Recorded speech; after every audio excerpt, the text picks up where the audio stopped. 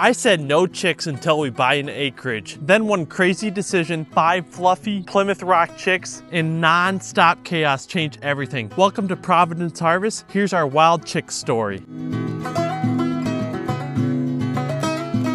We live in a townhouse, so I always dodge my family's chick dreams, worried about neighbors or rules, but when our judgmental neighbor moved out, I started rethinking. Down the street, my buddy's chicken Chubb stole my heart. Watching it hunt bugs was weirdly fun. I told my wife Anna I kinda like chickens. Big mistake, or was it? She and our daughter, Mary, were all in. Then my neighbor called me and asked me if I wanted Chubbs. That lit a fire. Anna called Tyson's, and boom, they had 5 Plymouth Rock chicks left. We planned for 2, maybe 3, but they told us we need to buy a minimum of 4, and only 5 remain. So we said, let's take them all. Off we went with our hearts racing and no clue what we were in for. If you're loving these fluff balls already, hit that like button and subscribe. It really helps our new Homestead channel grow. The first night we were clueless. We got home around 8 p.m. with a feeder, heat lamp, and food from Tyson's. The chicks slept quietly in a cardboard box the first night with a heat bulb on them, and Mary was absolutely obsessed, staring at them in complete awe. That brings us to day 1, which was chaos. It was my scheduled day to nutritionally spray our garden and fruit trees, and when I came to the house, Mary shouted,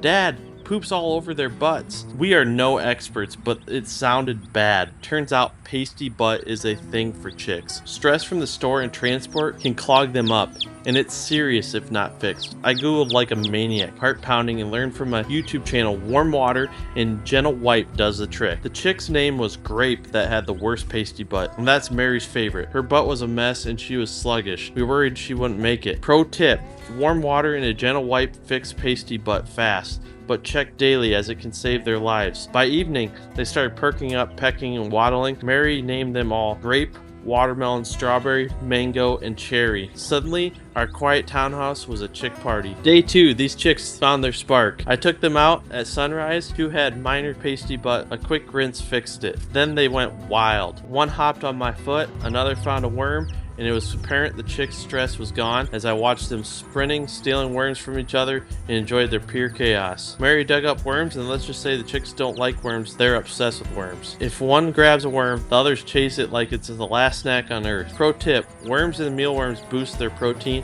and make them love you. Our 3-year-old Luke got in on it, giggling as he petted them. His tiny hands were so gentle with the chicks. Anna couldn't get enough of our children playing with the chicks. We spent all day outside, but still didn't trust leaving them out, so we brought them inside. We picked up a Coop at Tyson's and it filled the back of our truck. I'm no carpenter, so I knew day 3 would be a project. That evening, Mary tried bathing them, but hold off on bathing if you can. They turned into shivering little chicks after this. Pro tip, keep bedding dry and heat lamps closed post-bath to warm them up. By bedtime, they are cozy again, sleeping quietly in their box. Then day 3, these chicks are fearless now. I was up at dawn and Grape had a tiny bit of pasty butt again. Nothing like before, just a quick clean. They've claimed our backyard like tiny explorers, sprinting through the garden. I spent the mid-morning building the coop, sweating, and having to redo a few missteps, but it's done. Our chick house is ready with the heat lamp set up. Mary fed them mealworms and they climbed on her legs like she's their queen. Pro tip, mealworms build trust fast. Our chicks are practically tame already. Luke keeps talking about the chicks every time he sees them. Anna's already planning their egg future. Tonight, they'll sleep in their permanent home and we're buzzing with excitement. Ever had an animal surprise you like this? We cannot believe how friendly they are and how quiet they are. From no way to 5 fluffy best friends, these chicks have us hooked. Pasty butt panics, worm frenzies, and a coop built in one day.